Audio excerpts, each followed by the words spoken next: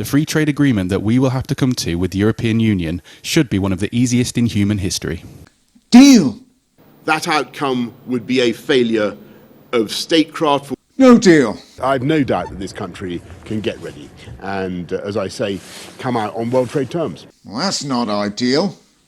These are the interesting times. Hello everybody, my name's Matt Johnston. Welcome to The Interesting Times, a show that likes to take a sideways swipe at politics right here in the UK. Let's start with some good news. The vaccine is now being administered to some of our most vulnerable citizens.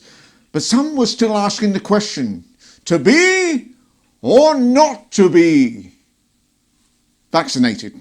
No less heroic is the second person to get a COVID-19 jab, an 81-year-old man named William Shakespeare. Yes, no less an individual than William Shakespeare was the second person to get the vaccine, and the nurses had to stick to a tight schedule. They've still got to give vaccines to Mary Poppins, Harry Potter, Robin Hood, and Mr. Bean. And yes, I'm aware that William Shakespeare was a real person. Now, you're probably thinking that that's the most English person possible, but that's only because you haven't met this guy. And no, it didn't hurt at all. I didn't know the needle had gone in until it had come out. Well, there's no point in dying now when I haven't lived this long, is there? I don't plan to anyway. That was Martin Kenyon, an Englishman, 91 years young and overnight a national treasure, following that video on CNN and really showing the anti-vaxxers how it's done.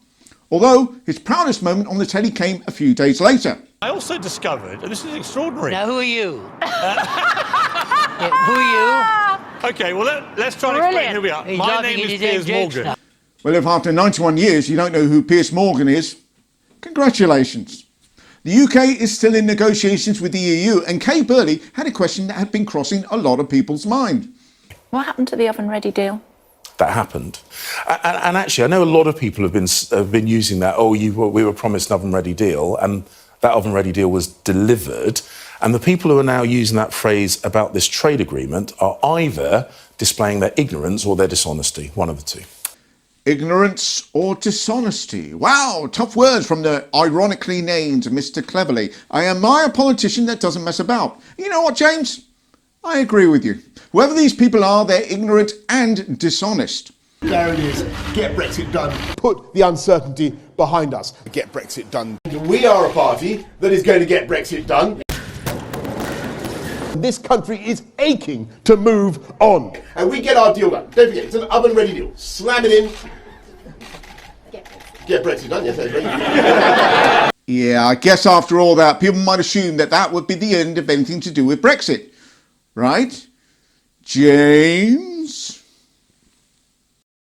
But never mind that, because this was the week in which a deal with the EU had to be reached to avoid certain chaos at the UK's borders. So no more dilly-dallying. It's time to bring in the big guns. When the country needs a hero that will melt those cold, bureaucratic hearts, there really is only one man this nation could count on.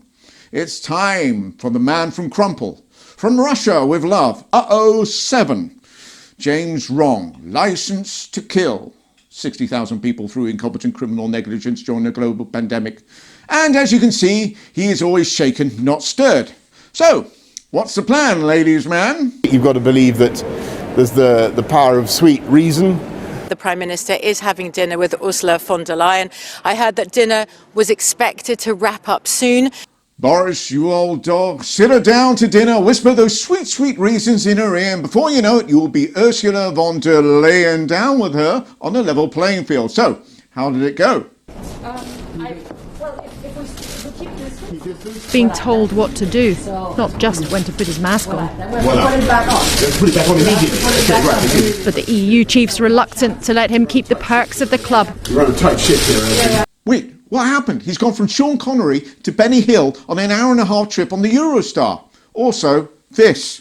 You run a tight ship here. Yes, they run a pretty tight ship, as they should, because we are in the middle of a global pandemic. How have you not got this? From high-fiving coronavirus patients at the end of February to nearly dying with it in April to self-isolating for a second time in November to overseeing one of the worst coronavirus death rates on the planet, some might suggest that actually you aren't treating this crisis with the gravitas it deserves, much like the negotiations.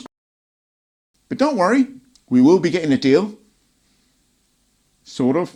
We will have a solution that's much more like an Australian relationship with the EU than a Canadian relationship with the EU. That doesn't mean it's a bad thing.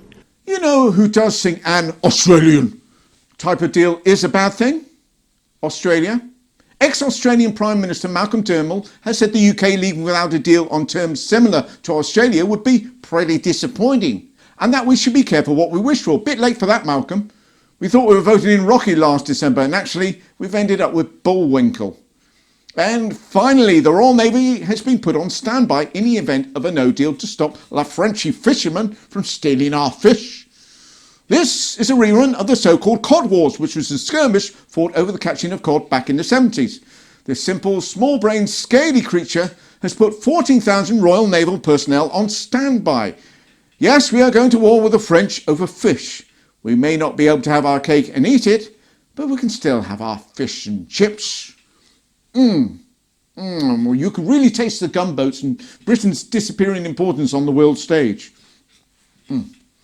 Well, that's it for another week. Thank you all so much for watching, and if you are enjoying these vids, please don't forget to subscribe and hit all the notifications bell so you don't miss another. And I'll see you all next Monday. Take care.